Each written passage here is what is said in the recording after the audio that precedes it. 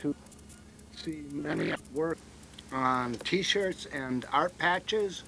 We'll have the entire art patch project there with over 120 different pieces of art and music all weekend long. This is the time to come to the American Indian Center at 1630 West Wilson, and you should copy that down, and when you come back after copying that down, we'll have a new host and his guest, Tim Jackson and Mr. Boyce. So copy that down. Party for Freedom.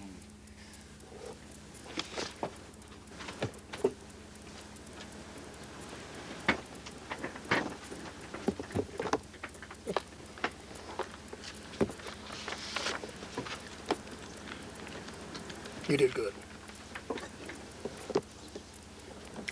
Thank you for joining us, everyone. My name is Tim Jackson, and my guest tonight is Mr. Charles Boyce, who is also a cartoonist. He's a cartoonist of, well, I guess many different comics, actually, but we're going to talk about the one that I'm most familiar with, which is Compu-toons, and he'll talk a little more about some of his other projects that he's got going. So, Mr. Boyce, when did you start out as a cartoonist? Well, first of all, I'm honored to appear on your program. I know that I've heard of CAN TV quite a bit, and it's a very productive program, and I am flattered to even be part of this day's schedule. I started out with Compu-toon quite a few, well, a long time, spent quite a few years.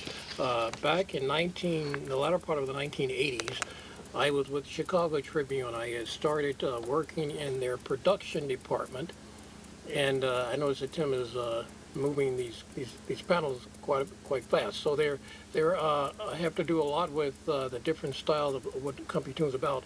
But we were back in the late 1980s. There was a lot of technology, industrial movements going on, and we were trying to paginate the newspaper. And at the Tribune, I was in the production department. And so a lot of these characters in these comic strips came from a newsletter that was first started back then. They wanted to have a comic strip, and I was asked if I wanted to do this comic strip. I said, sure, it's a great idea.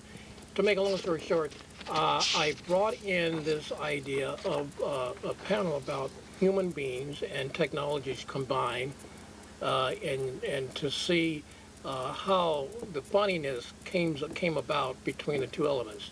And that's basically what Compu-toon is about. It has that humoristic interest of how we handle computers and how computers handle us. And as you probably, I don't know if we can see the caption at the bottom of these things, but they are merely showing different characters that we have in the strip. I have several main characters involved. That particular one obviously is about the Halloween time, and they have a lot to do with how you interpret how things happen during Halloween within technology. So, Who are your characters that are involved in the cartoon? I have several. One is Simon, and this is a good showing of Simon at a cafe, sort of like a Wi-Fi restaurant, a coffee shop.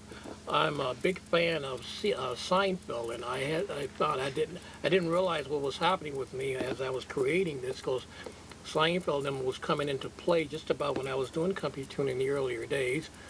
And he's sitting there talking with Murphy, which is a friend of his, who is what you might call a reluctant tech support guy. And they're constantly sitting at this coffee shop talking about tech stuff and computer things. And so it's quite funny how you can come up with a lot of ideas. And one of the things about Compu-toon that I found out over the years, it helps to, you can see all kinds of ideas happening within the industry, and you try and pick up the humor between those particular incidents, and you put it on paper. And it's not as easy as it sounds, because there's a lot going on there. These are some that I did, I think in the late